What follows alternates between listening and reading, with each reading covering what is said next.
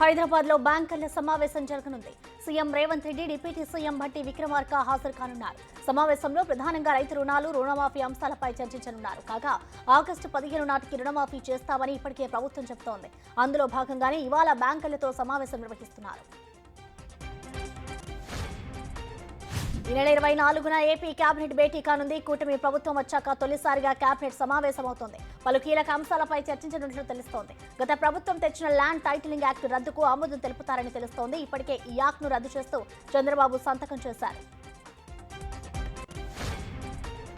Deputy సీఎంగా పవన్ కళ్యాణ్ బాధ్యతలు స్వీకరించారు. క్యాంపు కార్యాలయంలో ప్రత్యేక పూజలు చేసిన తర్వాత ఆయన బాధ్యతలు తీసుకున్నారు. ఉప ముఖ్యమంత్రి హోదాలో ఉన్న పవన్ పంచాయతీరాజ్, గ్రామీణాభివృద్ధి, పర్యావరణ, అటవీ, సైన్స్ అండ్ టెక్నాలజీ శాఖల మంత్రిగా బాధ్యతలు స్వీకరించారు. పలు ఫైళ్లపై పవన్ సంతకాలు చేశారు. ఏపీ హోంమంత్రిగా వంగలపూడి అనిత బాధ్యతలు స్వీకరించారు. సచివాలయంలోని బ్లాక్ 2లో దస్తాలపై సంతకాలు చేసి బాధ్యతలు చేపట్టారు. అంతకుముందు కుమార్తె రష్మితతో కలిసి ఆమె ప్రత్యేక పూజలు నిర్వహించారు. హోంమంత్రికి అర్చకులు వేదాశీర్వచనం పలికారు.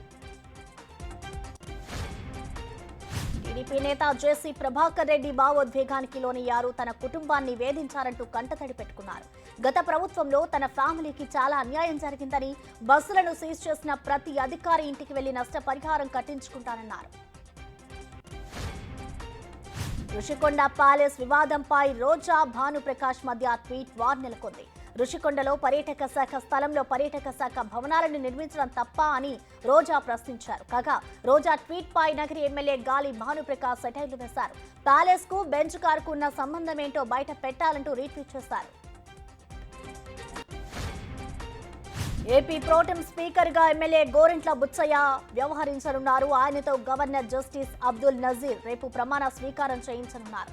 ఈ నెల 21 నుంచి శాసనసభ సమావేశాలు ప్రారంభం కానున్నాయి. ఇటీవల ఎన్నికల్లో గెలిచిన ఎమ్మెల్యేలతో బుచ్చయ్య చౌదరి ప్రమాణ స్వీకారం చేయిస్తారు. ప్రధానిగా మూడోసారి ప్రమాణ స్వీకారం చేశాక మొదటిసారి బీహార్లో పర్యటించారు మోడీ. ఈ సందర్భంగా నలంద యూనివర్సిటీ కొత్త క్యాంపస్ ను ప్రారంభించారు. ఈ కార్యక్రమానికి 17 దేశాల రాయబారులు హాజరయ్యారు. నలంద అంటే జ్ఞానాన్ని అందించే విద్యా కేంద్రమన్నారు మోడీ. అస్సాంలో వరదలు బీభత్సం సృష్టిస్తున్నాయి. తీవ్రమైన వరదల కారణంగా ఇప్పటి వరకు 30 మందికి పైగా మరణించారు. 470 గ్రామాలు నీట మునిగాయి. లోతట్టు ప్రాంతాల్లో సహాయక చర్యలు కొనసాగుతున్నాయి.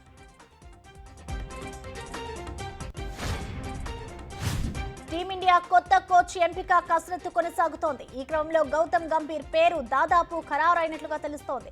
గంభీర్ తో పాటు డబ్ల్యూవి రామన్ కూడా రేసులో ఉన్నారు. అయినప్పటికీ గంభీర్ నే టీమిండియా కోచ్ గా ఎంపిక చేసేందుకు బీసీసీఐ ఆసక్తిగా ఉన్నట్టు తెలుస్తోంది.